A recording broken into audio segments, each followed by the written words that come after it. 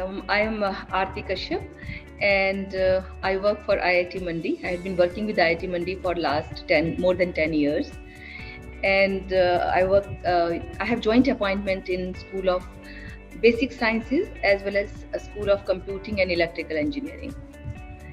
So I did my PhD from IIT Roorkee. At that time, it was University of Roorkee. I did it in 1996, and um, before that, I did masters also from Roorkee. But I'm one of the lucky person, who grew up in this small town called Mandi, and IIT came to Mandi. So I'm after spending many years outside India and within India at other places, I'm back in Mandi, basically joining IIT Mandi in the capacity of faculty member there. So I moved here in 2011. I have a husband who is also in academics. He works for IIIT Delhi, and I have two kids. They are grown up now. My son is doing PhD in electrical engineering, and my daughter is doing masters in English literature. She is also heading to University of Chicago soon. So that's my present situation, and as I mentioned that I grew up in this town Mandi, which was not known until IIT happened here. Nobody knew the name of it. This is when my director at least said that I didn't hear about this name. But this is a very typical town, very nice town in the foothills of rather in the Himalayas, and it's very progressive town. You know, so while I was growing up here, of course, we did not have many things. There was just one girls' school, one boys' school, and no convent school, nothing. And it was just all government schools, but one degree college. But people were like, I think educated. So overall, the society is very progressive in general in comparison to other districts of Himachal even. So, my mother is a homemaker and she's very dedicated, homemaker. My father was a very simple person and very kind-hearted, and I had no restrictions to study whatever I wanted to study. Rather, I was encouraged. I think we were a typical middle-class family where education is valued. So there was like always encouragement for that, and I think I did well in school, and I was encouraged by the teachers also, because looking back, I mean, I always feel that wherever I worked, I got that love and appreciation from my superiors or my peers even. So the schooling was like in a government school, primary school, and senior secondary school. Girl, it was a girls' school, and but it was like still we were ready. We were able to do many things. We were able to do whatever we wanted to do. So I was like good in studies, but I also participated in. I liked debates and declamations and drama to some level. So I participated in that, and then I got attained. I really liked what I saw in school one day. That was Girl Scout and Guide program, and I got fascinated by the Girl Guide, and so I applied and I got into that. And all 4 years, 6th to 10th, I did that Girl Guide thing in the school. So and I went to each and every camp. We stayed in tents and things like that. So, and then ultimately I got the President Guide certificate in my 10th class, for which we had to travel to Delhi. And that was my first time outside Himachal, probably. I mean, my mother says that they took me to Delhi when she was not well. Uh, but that was probably I was 1 year or 2 years old. So in my memory, the first visit to Delhi was in my 10th grade, when I went to Delhi for attending this President Guide ceremony kind of a thing. Um, I still remember that journey, very clearly, because I couldn't sleep. I really couldn't sleep. And so we reached Delhi, and we were put up in tents in the Rajghat, because this is how the Guide and Scout camps actually work. And we do lots of activities, and one day celebration was in the Rashtrapati Bhavan at that time. And you can imagine, coming from a very, very small place, I think the population was maybe 20,000. And we were like in hills, surrounded by hills. We never traveled. And I was there in the Rashtrapati Bhavan, and it was a huge, huge, huge, huge thing for me at the time. you know. So I got very motivated, and I still remember the words of, the then President Gyani Jail Singh, who actually compared kids with gods. So he said that something like that, inko khuda kahun ya khuda ko khuda kahun, something like that. I still remember that. So that was a very good experience for me. And I remember the journey, when I was dreaming about various things in life, various things, the way we were crossing all different states, like, cross Punjab, Haryana, Chandigarh, and reach Delhi. So it gave me lots of dreams. That's what I would say. Then, of course, as a small towners, naturally, if you are doing good, then you choose science. That was the kind of life at the time. And in some places, it is still the same, although for our kids, we do not put that kind of a pressure. But then I chose science. I was good at math, so I chose maths, non-medical. And in college also, I think we did well. And ultimately, by the end of graduation, we realized, with the help of some faculty members who were really influential in our life, that there is a life outside the hills as well, which is very different than hills. So that gave another dream, that to experience that life.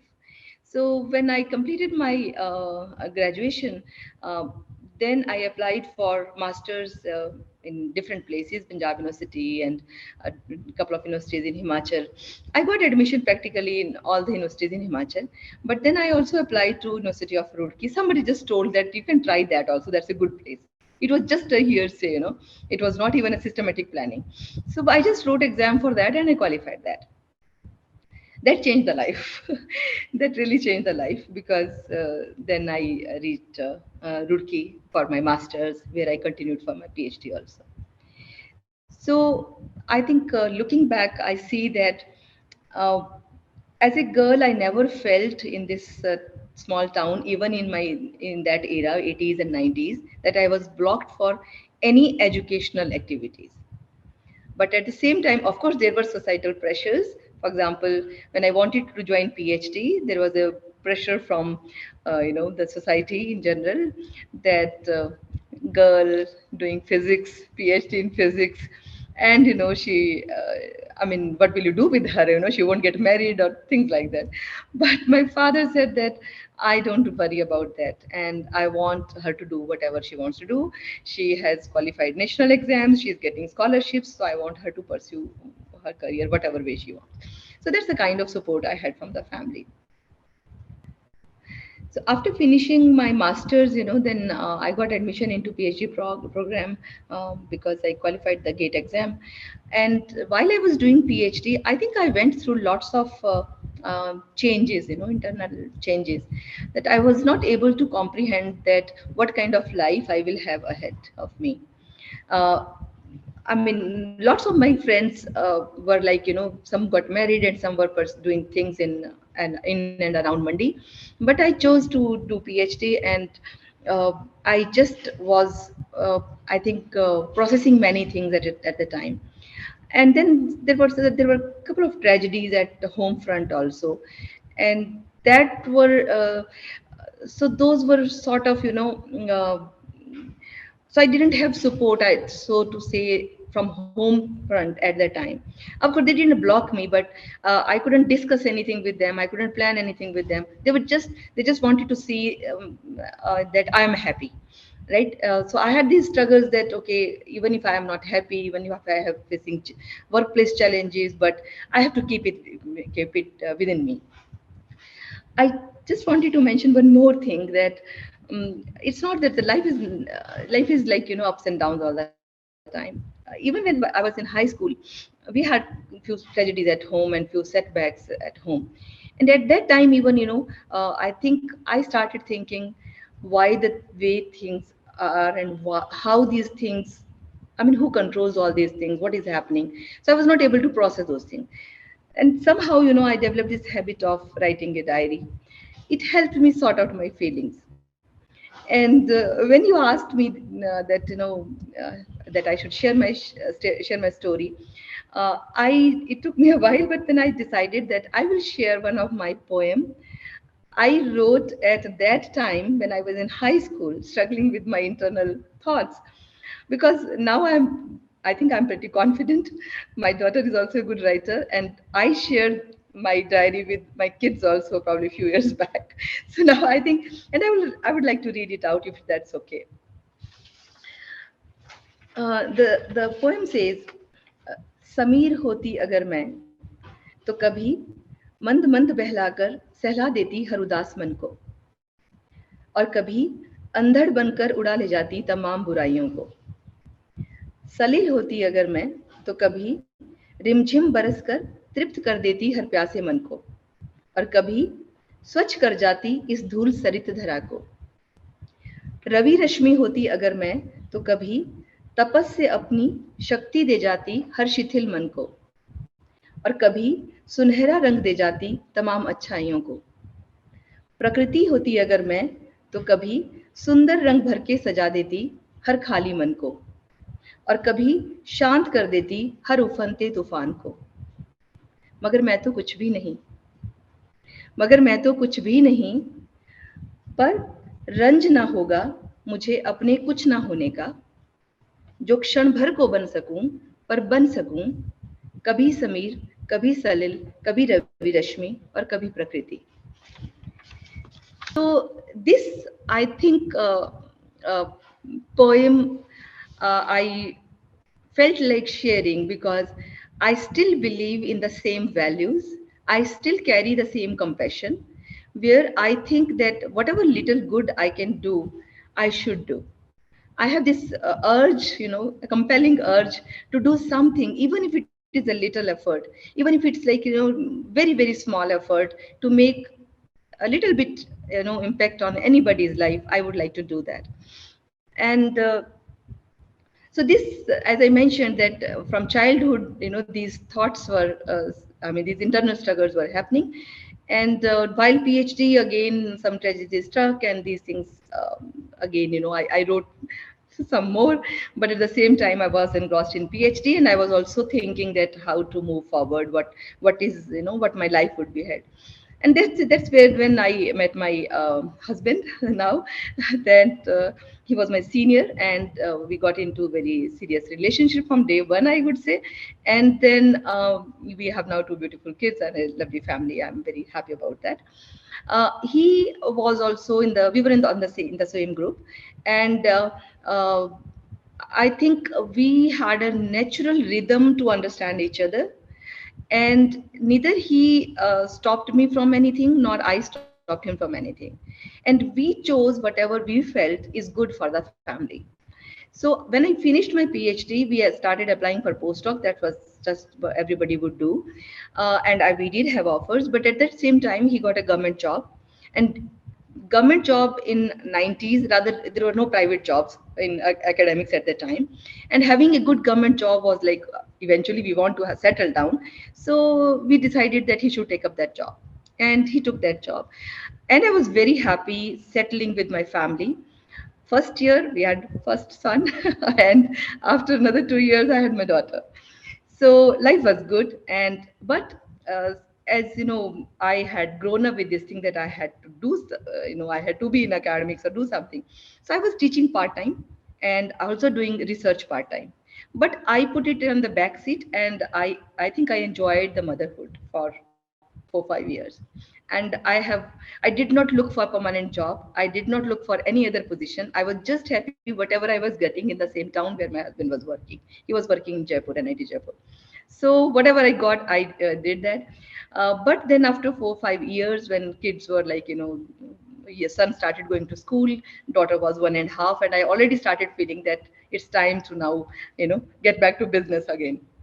So we started applying for again for, and I had the desire to spend some time outside India also. So we started applying for postdoc positions, and luckily we got one in US.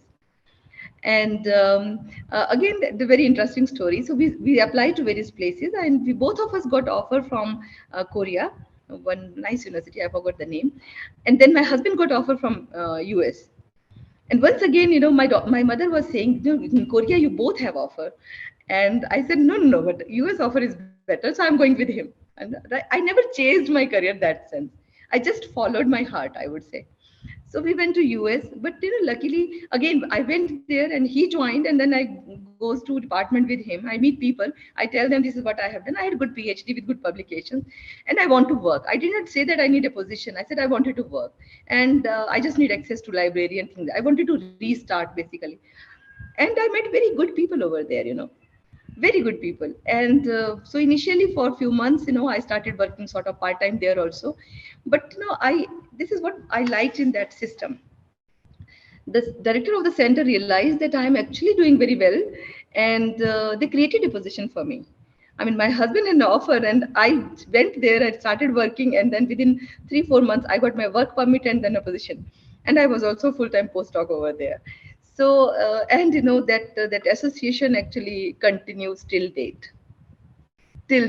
more than 2 decades, and I am being invited there. I go there every year sort of. So that was very interesting.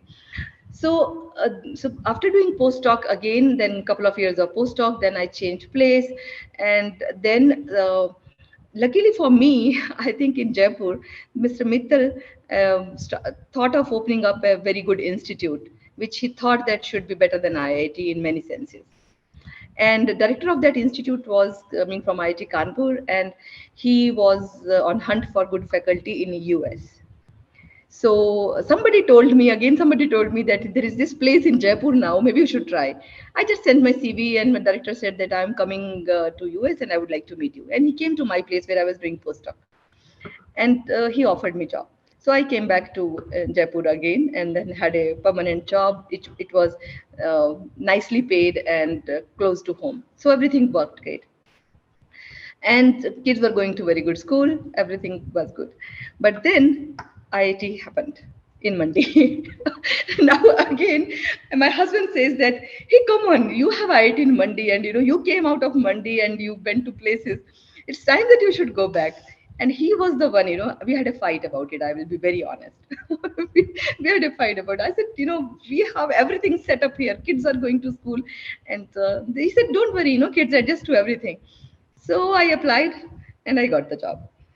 And when I got the job, then there was like, my parents were the happiest person, I would say. They said they never thought that, I would come back and be so close to them. So I joined over there. And um, I mean, kids also sort of, they took it hard because they were like, my son was in 10th, my daughter was in 7th, and they didn't want to change their school. And Mandi is really a small town. The DAV school is really a small school. There they were in St. Xavier, it's a big school. So, you can see that Mandi is still Mandi and Jaipur is still Jaipur. But they adjusted, and they did well. I mean, I'm happy about their accomplishments. So uh, that's not a sad story, that's a happy story. So but my husband has now left Jaipur, and he has moved to Delhi, which is because Delhi and Mandi is just overnight drive. So we are just doing weekend travel these days. So that's how it is. Now, when in Mandi, I'll come to now that level for which probably you guys picked me up. That again, this compassion, which I always carry, and although I got some pains and hurts also because of this nature, but I don't repent it because this is how I am, and I would like to be the same. So I wanted to do something which is helpful to the community in general. And I realized this: the problem of forest fires is actually a very severe problem, and the number of forest fires has increased over the period of time. I remember my childhood days that there used to be some small fires, but not that much. So in a way, I was connecting to so many things in Mandi, but at the same time, I was now looking at it from an angle, like an outsider as well. I was insider, but as well as outsider also. I wanted to see the problems there, and I wanted to see that how at least few of the problems, maybe being in IT, we can look into. So we interacted with people, and then we realized that forest fire is one of the big problem. And luckily, again, we approached DST, Department of Science and Technology, for funding. They gave us very liberal funding, and I started working on it. Very interesting thing happened. When I wanted to do PhD, I wanted to do it in experimental physics. When I approached one of the professor, he said, you are a girl, and it will be difficult for you because you need to travel to Delhi to get the parts of the instruments and things like that. So I do not want to accept you. It was heartbreaking at the time. Then I had to do theoretical or computational research. But later on, it worked in my favor in the sense that I had the flexibility to work from anywhere because all I needed is a computer, right? And access to the some supercomputer where I can do my high performance computing. So that worked in my favor. But here, first time in my life, I did some experiment. The experiment was we tried to study. I spent 1 year actually studying only that what is the root cause of these forest fires, and that we realized very quickly that this pine forest is basically these pine trees shed their needles in the summer months, and that needles cause fire, sometimes started by the villagers, sometimes on some other issues. And people try to control these fall, try to actually do things with these fallen dry pine needles. But somehow all the attempts, people tried, various things people tried, nothing was successful, right? And we started thinking that, okay, why, nothing is successful out of this bio waste. So we realized that what they do the best, they burn the best, right? So because they are burning every year, so we thought that we should make a fuel out of it which burns in a good way. That was the idea. And we actually just dropped all the solutions which were available, people had tried. We didn't want to improve any of the product coming out of this thing. We just thought we will make a fuel out of it. Then we again researched, and we figured out that people have tried even making fuel, but they were not very successful. So there were few attempts like with a controlled burning and with mixing chemicals, but nothing was successful, and still there was no operational product or a setup which was giving product or something like that. Then we started thinking about what is the physical and chemical nature of this actually dry pine needles. You must have seen dry pine needles, right? They're like needle shaped and very crisp. So we studied their chemical and physical properties. We thought about that, and it just came to me that maybe it has something to do, because all we are doing is that to make the fuel, the people use standard technology called pelletization or briquetting, right? We can do that, and since we are just putting a high pressure to the biomass, maybe it has something to do with the particle size of the biomass. So that was the idea. So we hired labor. We manually chopped these needles, various sizes, and we did the experiment with by varying the moisture content, by varying the pressure and the size of the needle. And we could optimize those conditions where we have beautiful needles and beautiful briquettes or pellets made out of these fine needles. Now we were very excited that we could make something out of it. So we made it in bulk. We had the setup in our IT campus. We gave the samples to villagers, asked them to try out this as a fuel, dhaba owners, and various places. And I also, went to DFO Mandi, forest officer, and I just showed him that, see, you have a problem of forest fire, and here is something which we can make out of it. I think he was a smart man. He said to me, he looked at me, he said, we do have a problem and you have a solution. And what you are proposing to me should go to higher level. So he immediately called Shimla and the Joint Secretary Forest, and he said that I have somebody from IIT Mandi, and there is something interesting. I want you to have a look at it. He fixed up the meeting. So I said, fine. I drove to Shimla and met this person. He was very nice. When he saw it, he said, what can be better than this, that for our problem you come up with a solution, right? And I'm okay. I mean, generally we have this notion that if you go to government offices, hire the officer, they are not approachable and something like that. No, it was very good experience. And then he said, you need to meet my boss. I said, fine. So he said, but it has to be properly scheduled. Very competent officer, actually, Mr. Satpal Dhiman. He organized a meeting within 1 week, and which was chaired by the chief secretary, at that additional chief secretary, who is right now chief secretary of Himachal Pradesh, Mr. Ram Subhag Singh, and he called all the DFOs of the region. So it was a meeting, basically all forest officers, chief secretary and joint secretary, and me. Okay, and I was very what should I say? Not nervous. I was not nervous, of course, but I was feeling a little bit awkward because we have so much typecasting in our heads all throughout. We feel it every day, right? And it's like it's a man's gang of forest officers, and here I'm telling them something that, see, this is what you can do. So, but they listen very carefully, I think. And chief secretary, I must admit that he's very very sharp person. So he says, Mr. Dhiman, make the minutes of this meeting. 25 units should be installed right away. And I'm like, can any government meeting be that quick and in decision making? And and then they decided that it should be full throttle, and there should be a policy that, because what happened is, what I missed a little bit part, that when I talked to Mr. Dhiman, and he saw the potential. He said, we are working out for a policy for Himachal Pradesh, and that has to be worked out. And I had actually prepared in a sort of way forward for this product and how it should work. So I actually went with the proposal. See, this is how I propose it. I propose that government should have some encouragement in terms of subsidy or something, and there should be entrepreneurs who should actually own it as a business, and there is a market. Of course, fuel always has a market. Okay, and whatever I proposed, so I proposed that in my presentation also, and they said it is done. And next year the policy was rolled out, cabinet approved 25 units, and we were full throttle. So right now, then of course we got hit by this is 2018, 2019. We had couple of units already started, but we got hit by COVID, and 2 years no activity happened. But I'm very glad to share that now at least 5 or 6 units are already running.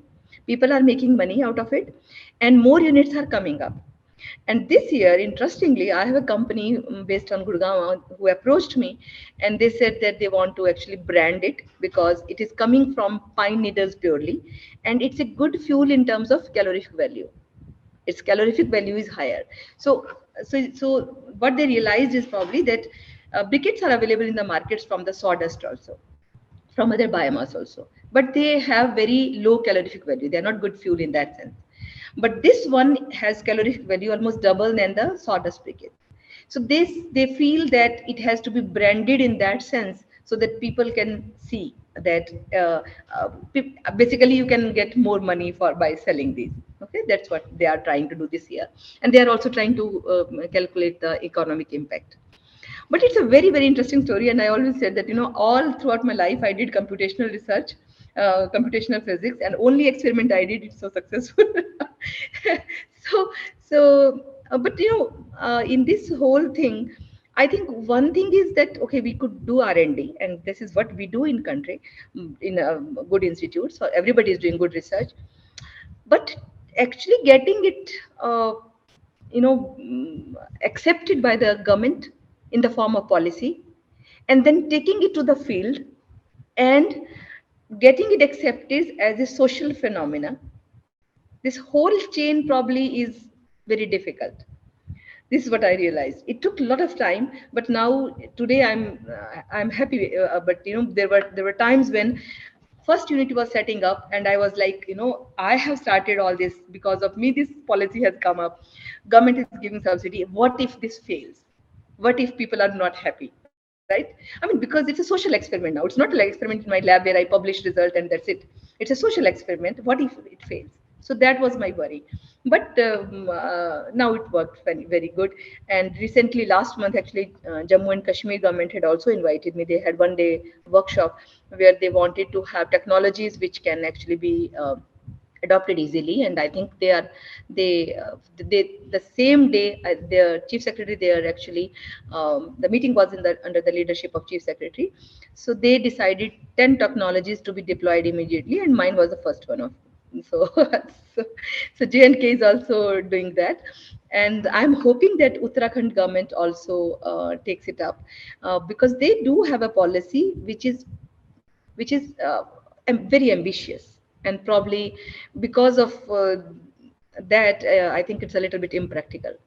So I wish that they look at our policy of Himachal Pradesh, and it's a simple policy, and it is encouraging policy, and people are getting benefited out of it. You know, so I'm a kind of a person who actually like meeting people, like talking to people, and get influenced by people. Okay, so and to me, somehow I have this curiosity, and it is still in me that I think that everything is doable. You know, that's what I feel, that everything is doable.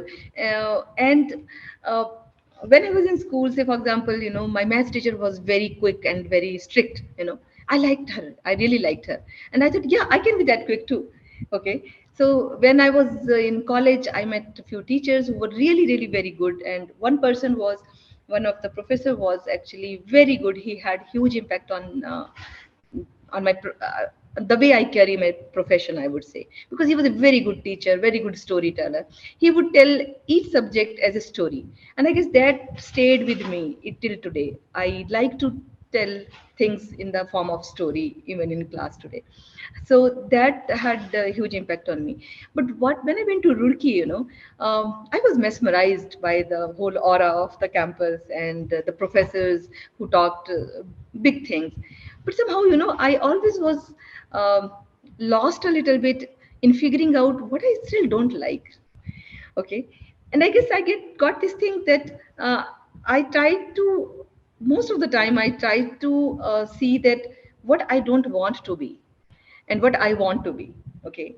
And by the end of the day, when I realize that what I want to be, I always felt that I want to be a good person and I want to work honestly. It is very hard for me to lie. I have never lied in my life, actually. You don't need lies in life. You can survive without lies. So hard for me to lie. And I got so many things from my home also. My father, he was a very simple person, very kind-hearted, and no politics, and just a dedicated worker sort of person, not even authoritative. Yeah. I don't remember anything in my childhood that my father or mother actually shouted at us or something. We were having difficult times, but at the same time, there was love. There was encouragement in the family.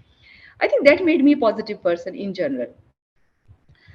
And luckily, wherever I went, I met good people in life, and everybody had an influence on me. Good people, of course, I imbibed few of the things like teaching style or being fair. Or I will just mention one more thing after I mention that what I do not accept from the people. So, so all this. So as I mentioned, that I didn't want to be a bad person ever.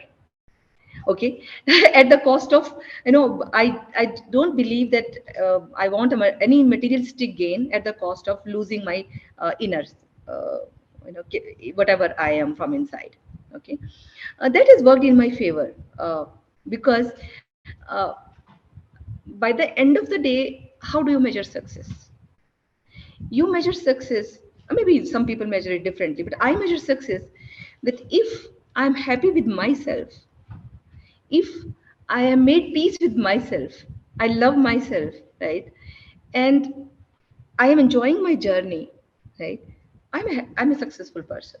I might not have achieved, what maybe materialistically very important for a few people, but if I'm enjoying my work, if I'm enjoying my journey, if I'm enjoying my family, if I am at peace, I'm a successful person, right?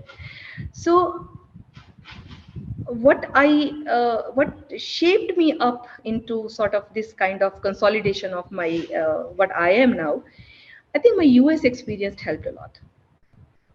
My group there was such a nice group, you know uh, people from various countries, people from various backgrounds, people from various genders, and there is so much mutual respect and acceptance of each and every individual.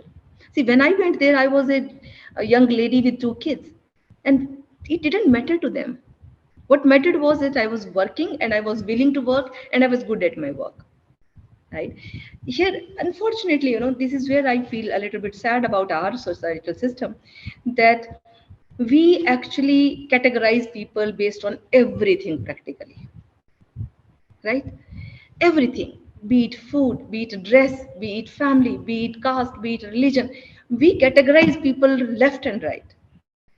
And in that system, I'm not vouching for the whole of the US, but at least where I was and where I continued my association, very good environment. Everybody was accepted for the choices they make. Everybody was accepted for the food they eat, for the dress they wear, whatever it was, right? And I remember that the director of the center once asked me that, "Hey Arti, I want to ask you a question." I said, "Yes." He said, "Why do you put this dot on your head? This is something which everybody." And I said, "It means stay away from me. I'm a married woman." So he laughed about it. He said, "Nobody gave me that answer. I ask everybody." so, so in that sense, I think I picked up lots of uh, traits which actually are healthy for any professional environment from there. I think that is important part of me because I became very open minded. I have no issues with the I have no reservation for anybody based on any criteria now. And when my daughter, who topped in science in +2 and said that her heart is in literature, said, "Go ahead, follow your heart." I mean, good that you did very, very well in science, but do good in literature too. And she's very happy about it. I do not have sort of one role model, but I did pick up lots of things from lots of people. Because as I mentioned that, I just wanted to be, I figured out that what I don't want to be. So if I see something bad in a person, I don't dislike the person, but I know that I don't want to be like this. So I get influenced by many people, but one part from this person, one part from that person, one part from that person. So like my PhD supervisor, she was probably the only professor, female professor at the time at University of Roorkee. Very nice, very competent professional. And she also had huge impact on me because what she taught me was that quality matters. Because I remember that the first time I wrote an application for something, it was decently written, but she said that maybe you want to revisit it and develop this habit that whatever you put forward is of good quality. And that stayed with me, and that quality matters. And then the second thing I think she told me once on some incident, that you are a good person and you should not change for anything whatever happens, and be your natural self because that is the best. And I think that thought also stayed with me. And whenever I was confused, or I sort of blamed myself for something, then immediately that thought actually corrects me that no, I did something which maybe not appreciated, but at the same time that's what I am. And uh, I should not feel sorry for that. You did something out of compassion or something. uh, you should not be. I mean, even if you get setback, it's fine. Mandi is a small town, but we had a district library. And my father said that, if you have time, go to district library and get the card made for yourself. And I did that. And I guess that was the best thing because in district library, there were so many beautiful books. We used to buy books like, the comics and things like that. But then the library had the books which probably otherwise, you wouldn't see in normal households. And then in our school also there was a very good library. And I think I practically read every book in my school library related to uh, few topics. Like I read whole of the Vivekanand series at the time. I think I was sometime idealistic and impractical, but at the same time I think it was okay. So I followed that. Then I read lots of good books in district library also, and that habit actually I continued in Roorkee, where the library was huge and the books diversity was like unbelievable. And I like reading poems, which is unusual for many people probably. And but still, I have books. I buy books, poems, and you know. So, for example, when I was, as I mentioned you, some tragedies happened. I remember the poem by heart by Harivansh Rai Bachchan, "Jo beet gayi so baat gayi." I think I sort of read it again and again, and I try to see that it says अंबर के आनन को देखो उसके कितने तारे छूटे उसके कितने प्यारे छूटे जो छूट गए वो कहाँ मिले पर टूटे तारों पर कब अंबर आंसू बहाता है जो बीत गई सो बात गई. So sort of this literature, the more I read, I think more I liked it. And there were other poems also that I really liked. Some were very romantic too. So I think what reading is something which uh, gave me everything: peace, solace, dreams. I would say, it depends what you read, right? But if you read right, I think you really uh, can learn a lot. And I remember that when it was my son's fifth birthday, we gifted him a book, Disney book. It was a fancy book. We were in US at that time, expensive one. And we told son, listen, now onwards, no more toys on birthdays. You are going to get books as gift. And this reading habit, I think, has helped my kids also. And I guess it all came from that little nudge my father had, that you have time, go to library. I was tomboyish too. I liked playing gilly danda and flying kites, which was not considered good for girls at the time. But then I like going to library too. So this nudge, I would say, developed a habit in me, and reading it became like, uh, like I couldn't. It's considered this way that even now, when my semester ends, I treat myself with a book. So that's how it is, I think. And now with the kids gone to college, I have more time to read the books, and uh, this is like free time. Whenever I have free time, I really like to read a good book. So failure for me is nothing. There is no failure, because if you're trying itself is a success, right? It's not a failure. So we need to try, right? But but the issue is that we as society are. Um, I mean, individually, maybe we are good people, right? But as a society, that determines that how your next generations, will be will behave, or something like what you offer to them. So when I look back, my parents were nice people, nice person, and they gave us values, right? We also try to do the same for the society. But then it's family is one part, and the society in general is another part. I think as I mentioned, that I had very good experience at various places, but not so good experience also, right?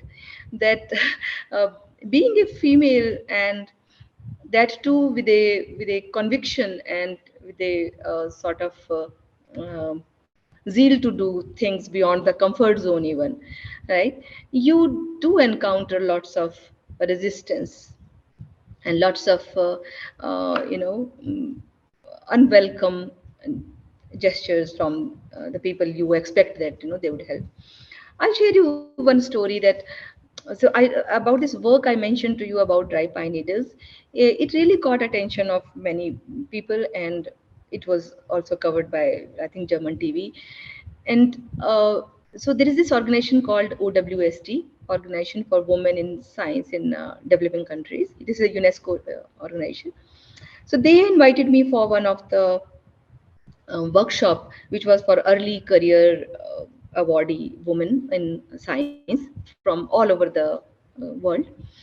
And the meeting was in Tanzania, and I decided to go. I said I need to go there. It was all women scientists from all over. Very nice meeting, 3 days workshop, and I had to speak on whatever I had done, and then there were some number of sessions where we discussed other than science things also. So when I told this story about that how I worked with the dry pine needle, and uh, taking R&D to societal needs is actually needed everywhere, and if you can do that kind of R&D, it is really helpful. And when I mentioned that, okay, I met nice people in forest office, blah blah blah, and then one lady asked me, "Hey Arti, I want to ask you one thing." I said, "Yes." She says, "Where is your institute in all this you did?" I I smiled. I said, "Institute was right there." Right?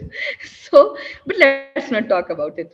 But that made me think that day, the hardships I had faced, in executing what I wanted to execute. This was not a normal project for me. This was not a normal R&D project for me. It had to be taken to the field, right? And it was not an easy task. I would have expected all kind of cooperation once the policy was made based on our input, right? But that didn't happen. I don't have any bad feeling about it because that actually strengthened me further. But at the same time, I would say that um, I think people do not expect women to come into these roles where um, they can be, sort of influential in some sense, right? And when I reported it to my higher ups, director, in fact, and he made a very loose remark that maybe next you should work on the weed, which is outside here everywhere. Because in Himachal, you see that there are these cannabis, right, and hemps everywhere. It just grows. And then he said, "Oh, I'm sorry, I'm sorry." I think I was very disturbed that at that moment that I'm telling you that, I mean, of course, he told me that my model is not economically viable, and that's all right because I wanted that criticism that where I am lacking, because see, I started working for a cause that was controlling the forest fires, but somehow I ended up actually doing something which has generated livelihood, which had even an economic benefit, right? Of course, the environmental benefit is there. So these things were going on, and so that was very bad experience. uh, but what I learned was that whenever you are in a position, you should never do that to your junior. So that is one thing. And second is that uh, in our time we never had anything called ICC or women committee or things like that. I remember some stories from back those days, but now we have act and policies and rules in place, right? But it is sad actually that in execution, things are still not the way they should be. And in fact, uh, I did pick up a fight for that cause, and I'm I I would say that that impacted my personal growth, but at the same time, professional growth. Sorry, not personal, but that actually did not impact me personally because I feel that I can sleep well because I did my bit. I don't know whether you get it or not, but there is a mechanism. There are ways, right? You entertain the complaints, you do the things, right? I was a chair of the women's cell for a while, and even now I am actually working on that. This is another, dimension of your. I think most of the female scientists I talk to or technocrats I talk to, they have gone through lots of, I would say that professional harassment, right? And there is of course sexual harassment also at the workplace, and we need to protect the girls, right? I mean, as a senior people now, we have that obligation, right? I mean, we cannot live in peace if we cannot ensure that the next generation do not have to suffer whatever previous generation has suffered. So there are some setbacks in that regard that I expected people uh, to respond to such sensitive cases with with honesty and sensitivity, but that doesn't happen. That disturbs me a little bit.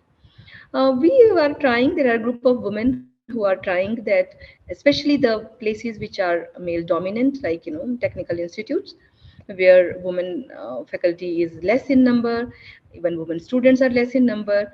That good, healthy practices are being adopted, and I'm very happy to see that Government of India is highly committed for that. There are programs in place now for supporting girl education at every level, school level, college level, but not only that, one particular initiative I would like to mention is called something called Gati. Gati is a full form gender advancement for transforming institutions. And the mandate is that the way we have ranking based on research input and publications and teaching and everything, how good you are in actually practicing gender sensitivity, that should also be an indicator of growth of an institute. And this particular initiative is actually trying to, I mean, it is in the pilot stage right now. It is started by Department of Science and Technology. So I was associated with that particular unit with their Vigyan Jyoti program, which is to promote science education for the girl child in the country. But now this one is for the institutes to actually come up with the policies, with the procedures, which ensures that the you know the the gender sort of sensitive environment is there and women are not lagging behind. And when I talk to my senior colleagues in various other IITs, it's actually very disturbing in the sense that, if you look into the men and women professors ratios at senior level, say for example, yeah, IT Bombay, like, it's doing so good. Look at that ratio, number is so skewed. IT Madras, IT Delhi, then we are new IITs. I'm not even talking about ourselves. So, so this needs to be, I think, corrected earlier than later. Doesn't matter that by the end of the day, it doesn't matter what you achieved materialistically. If you are not happy with your day-to-day life, all that you have achieved doesn't matter. So for that, the balance is required. So life is just a balancing act, right? And uh, at most of the females I see around actually struggle to get that balance, right? But for average average man, having a family, having a good career is normal. It's a norm. But for a woman, it's not. So what I realized is that the way I conducted myself, probably not like, always I had a very far-sighted beliefs. I sort of lived the life with a flow, but with good intention. And I would not like to change anything in my younger self, except that I would like to teach myself some resilience. Nobody talked about that when we had setbacks. Nobody talked about that. How do you handle, tough situations in life? And every life has tough situations. So I think I would like to learn as a younger person how to be resilient to the world, the difficulties in the world. And this is what I try to teach to my kids, at least, that you know my students say to me that sometimes we feel that you are more energetic than us. And I think I agree with them sometimes. I feel like, why you can't be energetic, why, what is bothering you? I realize that uh, I feel that my energy comes from the honesty I carry in doing things, wholeheartedly, honestly, sincerely, and that keeps me going. See, for example, for after I did this project, and I was totally engrossed into it, but I then sort of started thinking that, people are looking for the opportunities to make living, right? What all we can do now. This year, last year actually, we started another project, which is again targeting the livelihood to the general populace. And if that works, that would work, I know for sure. And I see that some faces are happy because the way I could connect to them, that gives me energy. So even when I'm teaching class, if I do not see happy faces, you know, then I feel lost. But if I see happy faces, that gives me energy. So seeing others happy gives me energy, I would say. No, I think I would like to write a book.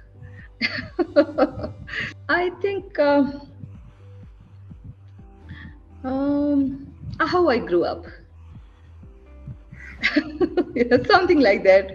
You asked, so I just named it like this, because I think every life is a journey, and you learn few things, and not like in a personal way, but in as a scientist, or as a researcher, as a professional in one of the elite institute of the country.